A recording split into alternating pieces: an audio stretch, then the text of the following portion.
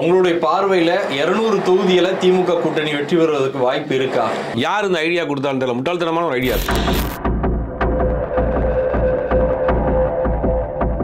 இப்போ இந்த 5 வருஷத்துல அவங்க பெரும்பாலும் தேர்தல் வாக்குறுதியாக கொடுத்ததில் அது முக்கியமாக ஒரு சில வாக்குறுதிகள் அவனை நிறைவேற்றாமல் இருக்கிறாங்க. அதான் குறிப்பாக இதெல்லாம் ஆட்சியின் மீது உள்ள அதிருப்திகள் இருக்கத்தான் செய்யுது. வேற ஆப்ஷனே இல்லை. அதனால நாங்கள் கண்டிப்பாக 200 தொகுதிக்கு மேல் ஜெயிப்போம் அப்படிங்கிற ஒரு ஆப்ஷன் இல்லை. அப்படின்னா திரு விஜய் அவர்கள் கட்சி ஆரம்பிச்சு இப்போ எலெக்ஷன்ல நிக்க போறாரு. ஆல்ரெடி சீமான் அவர்களும் தொடர்ந்து கட்சி இதுல நிக்கிறாரு. சீமான் வாக்குகளை பிரிப்பாருங்கிறதுல கூட ஒரு லாஜிக் இருக்கு. வந்து கோயம்புத்தூர்ல ரோட் ஷோ நடத்துற விஜய்க்கு மறுநாள் வந்து உதயநிதி ஸ்டாலின் அவர்களும் ரோட் ஷோ நடத்துறாரு அப்படின்னா இது ஒரு பயம் அப்படின்னு ஹன்சிகா மோத்வன் நகைக்கடை திறப்பு விழாக்கு போகுது. கோயம்புத்தூரே ஸ்தம்பிச்சு போச்சு. அதுக்காக நாளை காலையில் திமுக இருக்கக்கூடிய யாராவது ஒரு அமைச்சர் இன்னும் கடத்திறப்பு விழாக்கு போகலாமா? விஜய்க்கு விழக்கூடிய வாக்குகள் திமுகவுக்கு பாதிப்பை ஏற்படுத்தும். எல்லா கட்சிக்கும் பாதிப்பை ஏற்படுத்தும். மாற்றுக்குரல் நேயர்கள் அனைவருக்கும் வணக்கம். இன்று நம்முடைய அரங்கிற்கு வந்திருப்பவர் மூத்த பத்திரிகையாளர் திரு சுபைர் அவர்கள். வணக்கம். வணக்கம். பட்ஜெட் கூட்டத்தொடருடைய இறுதி நாள்ல சட்டசபையில ஸ்டாலின் அவர்கள் 200 தொகுதிக்கு மேல திமுக கூட்டணி வெற்றி பெறும் அப்படின்னு கான்பிடண்டா சொல்லியிருக்கிறாரு. உங்களுடைய பார்வையில 200 தொகுதியில திமுக கூட்டணி வெற்றி பெறுவதற்கு வாய்ப்பு இருக்கா? இல்ல, வாய்ப்பு இருக்கா அப்படின்னா 5 வருடம் ஒரு ஆட்சி எப்பவுமே இருக்கிறப்ப அந்த ஆண்டிகமென்சி இருக்கும். அந்த ஆட்சியின் மீது ஒரு அதிருப்தி இருக்கத்தான் செய்யும். அந்த அதிருப்தியை அறுவடை பண்ணக்கூடிய அளவிற்கு ஆப்போசிட்ல ஸ்ட்ராங்கா இல்லைங்கிறதான் ஒரு உண்மையான விஷயம். இப்போ இந்த 5 வருஷத்துல அவங்க பெரும்பாலும் தேர்தல் வாக்குறுதியாக கொடுத்ததில் பெரும்பாலும் ஒரு 80% நிறைவேற்றிட்டாங்க.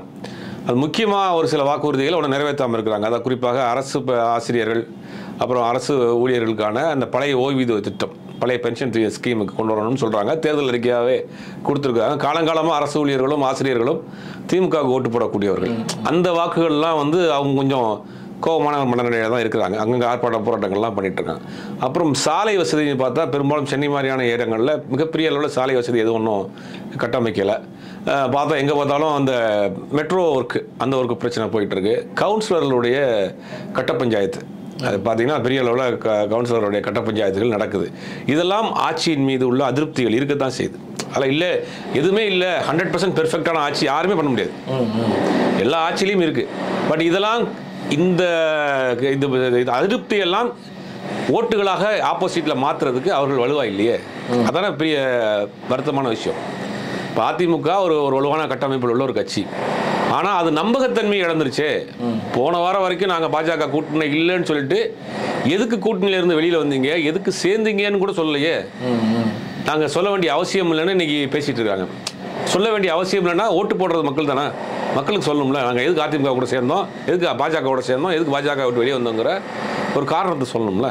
எந்த காரணமே நான் சொல்ல மாட்டோம், நாங்கள் நினச்சா சேர்ந்துக்கிறோம், மக்கள் எங்களுக்கு எப்படி இருந்தாலும் ஓட்டு போட்டுருவாங்கிற ஒரு மனநிலைக்கு வந்துட்டாங்கன்னா அவங்களை எப்படி நம்புவாங்க? நாளைக்கு இந்த நிலைமை எல்லா முடிவுக்கும் எடுப்பாங்கன்றதுக்கு யார் நம்பிக்கை வரும்?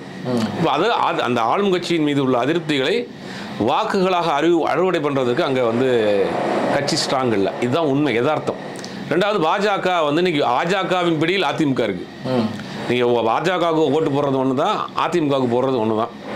அது எப்படியா இருந்தாலும் அவங்க கண்ட்ரோலில் தான் அந்த கட்சி இருக்குது. அப்படிங்கும்போது வேறு ஆப்ஷனே இல்லை.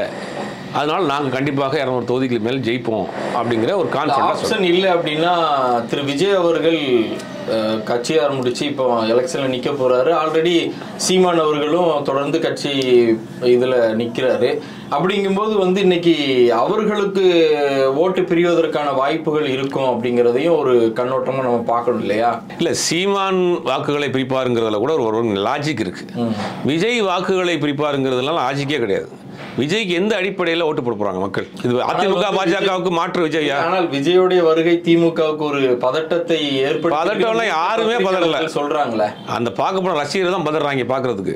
மற்றபடி யாரும் எந்த அரசியல் கட்சி வந்து கோயம்புத்தூர்ல ரோட் ஷோ நடத்துற விஜய்க்கு மறுநாள் வந்து உதயநிதி ஸ்டாலின் அவர்களும் ரோட் ஷோ நடத்துறாரு அப்படின்னா இது ஒரு பயம் அப்படின்னு இல்ல. யாரு அந்த ஐடியா உதயநிதி கொடுத்தான்னு தெரியல. அது மாதிரி ஒரு முட்டாள்தனம் எதுவுமே கிடையாது. முதல் நாள் ஒரு நடிகர் ரோட் ஷோ பண்ணார்னா, நடிகர் போய் நின்னார்னா 1000 பேர் சேரத்தான் செய்வான். ஹன்சிகா மோத்வன் நகைக்கடை திறப்பு விழாக்கு போகுது. கோயம்புத்தூரே ஸ்தம்பிச்சு போச்சு. அதுக்காக நாளை காலையில் திமுக இருக்கக்கூடிய யாராவது ஒரு அமைச்சர் இன்னும் கடத்திறப்பு விழாக்கு போகலாமா? யார் இந்த ஐடியா கொடுத்தான்னு தெரியல. முட்டாள்தனமான ஒரு ஐடியா அது. விஜய் ரோட் ஷோ பண்ணியிருக்காரு, அடுத்த நாள் நான் போய் ரோட் ஷோ பண்ணுறேன் அப்படிங்கிறது. அப்போ விஜய்க்கு உங்களுக்கு என்ன அர்த்தம்? நீங்கள் ஒரு அரசியல்வாதி. விஜய் இப்போ தான் அரசியலுக்கு வந்திருக்கிறாரு. 1.5 லட்சம் பேர் ஓட்டு போட்டு சேப்பாக்கம் திருவிழுக்கு எல்லாம் ஜெயிக்க வச்சிருக்காங்க. தமிழ்நாட்டினுடைய துணை முதலமைச்சராக இருக்கீங்க. நிறைய நலத்திட்டங்கள் உதவிகள் போய்கிட்டு இருக்கீங்க.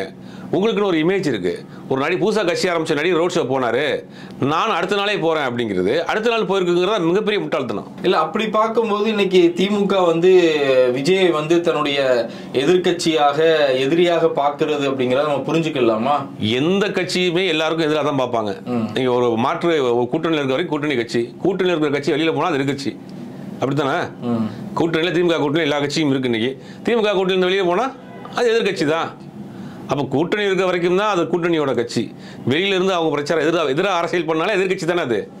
விஜய் எதிராக தான் அரசியல் பண்றாரு, அப்போ அது எதிர்கட்சி தான். விஜயை பார்த்து பயப்படுற அளவுக்குலாம் விஜய் அந்த அளவுக்கு ஒன்றும் வலுவா இல்லை. சீமானுக்கு இருக்கக்கூடிய வாக்கு வங்கிகள் கூட விஜய் கிடையாது. அதான் உண்மை.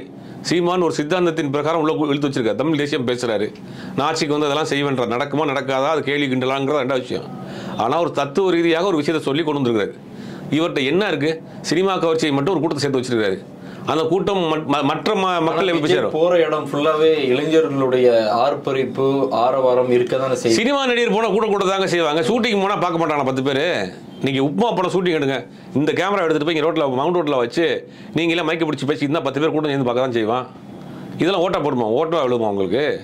சினிமா நடிகர்கள் ரோட்ல இறங்கி போனா கூட்டம் தான் செய்யும். ரஜினிகாந்த் கூட கூட்டமா, ஏன் போண்டாமணியை கூட கூட்டு போனீங்கன்னா கூட அங்கே ரோட்ல 50 பேர் கூட்டம் தான் செய்வானுங்க.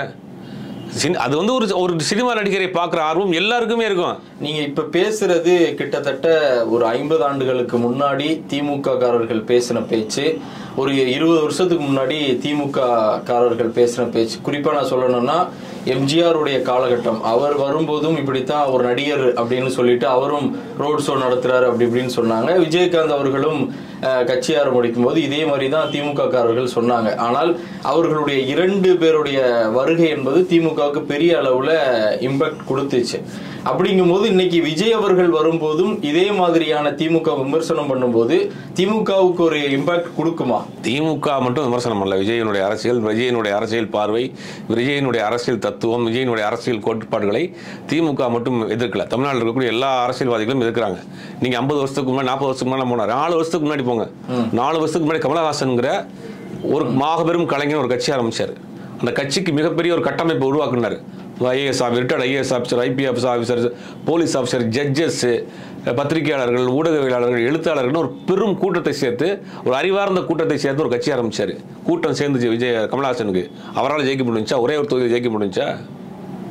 அப்போ சினிமா நடிகர்களுக்கு பின்னாடி ஒரு கூட்டம் சேரும். அது வாக்குகளாக விழுகாது. நீங்க 40 வருஷம் 30 வருஷத்துக்கு முன்னாடி 4 வருஷத்துக்கு முன்னாடி வாங்க, 2021 தேர்தல் நடந்துச்சு. கமலஹாசன் நின்னாரா? பூரா ஒவ்வொரு தொகுதியிற்கும் ஆட்களை திரட்டி பிறக்கி போட்டாரு. படித்த ஆட்கள் அந்த தொகுதியில் சோசியல் சர்வீஸ் பண்ணிக்கிட்டு இருக்க ஆட்களை பிறக்கி போட்டாரு. கமலஹாசனாலே ஜெயிக்க முடியலையே, ஒரே ஒரு தொகுதியில் ஜெயிக்க முடியலையே. இல்ல கமலஹாசனால ஜெயிக்க முடியல. ஆனால் வந்து விஜயகாந்த் அவர்கள் 10% 12% வாக்கு வாங்கினாரு. எம்ஜிஆர் சிஎம் ஆகி கிட்டத்தட்ட 13 ஆண்டு காலம் திமுக ஆட்சியிலே வராத அளவுக்கு அவருடைய பலம் அமைஞ்சிச்சு. அப்படிங்கும்போது நம்ம கமலை மட்டும் பார்க்காமல் அவங்க 2 பேரையும் பார்க்கும்போது விஜயோட இம்பாக்ட் வந்து திமுகவுக்கு இருக்கும். அன்னைக்கு உள்ள கமலஹாசனுடைய அரசியல் வேற, விஜயகாந்தனுடைய அரசியல் வேற, எம்ஜிஆர் அரசியல் வேற. எம்ஜிஆர் முதல் நாள் வந்து ஷூட்டிங் போயிட்டு அடுத்த நாள் காலையில் கட்சி ஆரம்பிக்கல. எம்ஜிஆர் வந்து ஏற்கனவே பல முறை சொல்லியிருக்கோம், எம்ஜிஆர் மன்றங்கள் வந்து திமுக ஆட்சிக்கு வர்றதுக்கு மிகப்பெரிய அளவில் பக்கபலமாக வேலை செஞ்சாங்க. எம்ஜிஆர் திமுகவில் 10 வருஷம் பொருளாளர் இருந்தார், சட்டமன்ற உறுப்பினர் இருந்தார், அண்ணா கூட பயணம் பண்ணுறாரு, திமுக ஆட்சிக்கு வர்றதுக்கு பிரச்சாரம் பண்ணுறாரு, பெரியார் கூட பயணம் பண்ணுறாரு. இவ்வளோ பயணத்துக்கு பிறகு 10 வருஷம் கழிச்சு கட்சி ஆரம்பிக்கிறாரு. விஜய்க்கு என்ன இருக்குது? விஜயகாந்த் எடுத்துக்கிட்டா 2 கட்சிக்கு மாற்று நானுன்றார். ஸ்ட்ராங்காக போல்டாக பேசினார். திமுக அதிமுகவுக்கு நான் தான் மாற்று, எனக்கு போடுங்கன்னா 8% விழுந்துச்சு. விஜய் யாருக்கு மாற்று? திமுக எதுக்கு இருக்குது? காங்கிரஸ், பிஜேபி, அதிமுக இருக்குது. அதிமுக இருக்கிறதுக்கு திமுக கூட்டணியில் இருக்குது. இவர் எதுக்குன்றப்ப மாற்று அரசியலா? நீங்கள் தமிழ்நாட்டில் ஒரு மாற்று அரசியல் கொண்டு வந்துடுவீங்களா? அதிமுக விமர்சனம் பண்ணுறதில்ல, திமுக தான் விமர்சனம் பண்ணுறீங்க. பாஜக மேலோட்டம் விமர்சனம் பண்றீங்க. எதுக்கும் போட்ட ஆர்ப்பாட்டத்துக்கு களத்துக்கு வரதில்ல. அதிமுக விமர்சனம் பண்ணிருக்காங்களா? எப்ப பண்றாரு? கூட்டணி இல்லைன்னு பேசுறாரு. கூட்டணி இல்லைன்னு பேசுறாரு. அதுக்கு திமுக அதிமுக கூட்டணி இருக்கிற வரைக்கும் அதிமுக பத்தி விமர்சனம் பண்ணல. அதிமுக கூட்டணி இல்லைன்னு போன பிறகு அதிமுக கூட்டணி விமர்சனம் பண்றீங்க. இது மாற்று அரசியல் கிடையாது. இதுக்கு தான் அங்கே பாஜகன்னு ஒரு கட்சி இருக்கு, அதிமுகன்னு ஒரு கட்சி இருக்கு. 10ஓட போகிற நீங்க ஒரு கட்சி எதுக்கு? நீங்க 2 கட்சிக்கு தமிழ்நாட்டில் இருக்க எல்லா கட்சியும் 50 வருஷமா சரியா இல்லை, நான் தான் மாற்று அரசியல், என்னோட சித்தாந்தத்தை நான் சொல்றேன், நான் ஆட்சிக்கு வந்து இதெல்லாம் மண்மணி ஏதாவது பேசியிருக்காரா விஜய்? இந்த ரசிகருங்கிற அந்த கூட்டத்தை வச்சுக்கிட்டு சினிமா கவர்ச்சியை வைத்துக்கிட்டு போகிற இடத்துல கூட்டம் செய்வது, அது குறிப்பிட்ட சதவீத வாக்குகளும் விழுகும், அது மாற்றுக்கிறது கிடையாது. வாக்கே விழுகான்னு சொல்ல முடியாது. அந்த வாக்குகள் ஆட்சி அதிகாரத்தை பிடிக்கக்கூடிய அளவுக்கு பயன்பெறாது. விஜயே ஒரு சட்டமன்ற உறுப்பினராக வர்றது கூட பயன்பெறாது.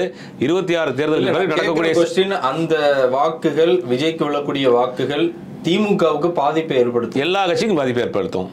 புதிய வாக்காளர்கள் திமுக மட்டும் தான் இருக்கிறாங்களா? திமுக மாவட்ட செயலாளர் இருக்காரு, அவர் பையன் விஜய் ரசிகராக இருப்பான், விஜய்க்கு போடுவான். அதிமுகவில் ஒன்றிய செயலாளர் பையன் இருப்பான், பொண்ணு இருக்கும், அது விஜய் ரசிகராக இருக்கும், அந்த பொண்ணு வந்து விஜய்க்கு போடும்.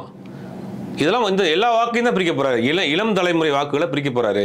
அது எல்லா கட்சியோட வாக்கு தானே போகுது. ஆனால் வந்து இப்படி இருக்கும்போது சூழல் இன்னைக்கு 200 தொகுதிகளுக்கு மேல நாங்க வின் பண்ணுவோம் அப்படின்னு முதல்வர் சொல்லும் போது நம்ம அதை எப்படி எடுத்துக்கிறது? முதல்வர் சொல்லும் போது கள நிலவரத்தை யதார்த்தத்தை சொல்றாரு.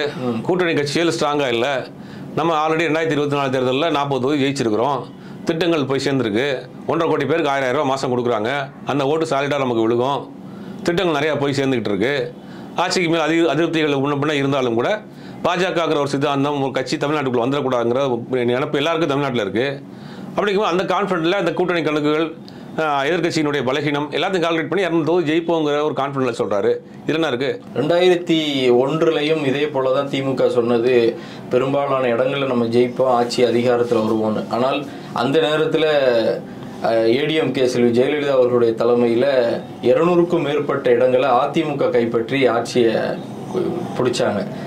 நம்ம அதோட ஒப்பிட்டு பார்க்கும்போது இன்னைக்கு சிஎம் இப்படி சொல்றாரு அப்படிங்கும்போது அதை எப்படி அன்னைக்கு இருந்த அதிமுக இன்னைக்கு இல்லையே.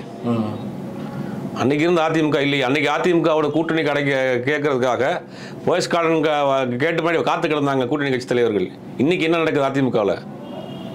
அதிமுகவில் இன்னைக்கு தொண்டர்களை தலைவர்களை அழைச்சிட்டு வர்றாங்க. இன்னைக்கு அன்னைக்கு கூட்டணிக்காக போயஸ் கார்டனில் வாசப்பில் காத்து கிடந்தாங்க கூட்டணி கட்சிகள். இன்னைக்கு என்ன நிலைமை இருக்கு? அன்னைக்கு இருந்த அதிமுக இன்னைக்கு இல்லையே. அன்னைக்கு இருந்த வலுவான அதிமுக இல்லையே. அந்த மாதிரி இருந்தால் பாஜக உள்ள விட்டுருக்குமா? கடைசி நிமிடம் வரை பாஜக கூட சேரலையே. சொன்ன வாக்கு கடைசி மூச்சு இருக்கிற வரைக்கும் காப்பாற்றில போச்சு. நீங்கள் இன்னைக்கு இருக்கிற இது மாற்றி மாற்றி பேசுறீங்க, கூட்டணி இல்லைங்கிறீங்க, கூட்டணி இருக்குன்றீங்க, டெல்லிக்கு போகிறன்றீங்க, டெல்லிக்கு போகலன்றீங்க. அப்போ இங்கே ஒரு ஒரு என்ன சொல்றது, ஒரு வலிமையான தலைவர் இல்லையே. உங்களுடைய நேரத்தையும் கருத்துக்களையும் பகிர்ந்து கொண்டிருக்கிற நன்றி. வணக்கம்.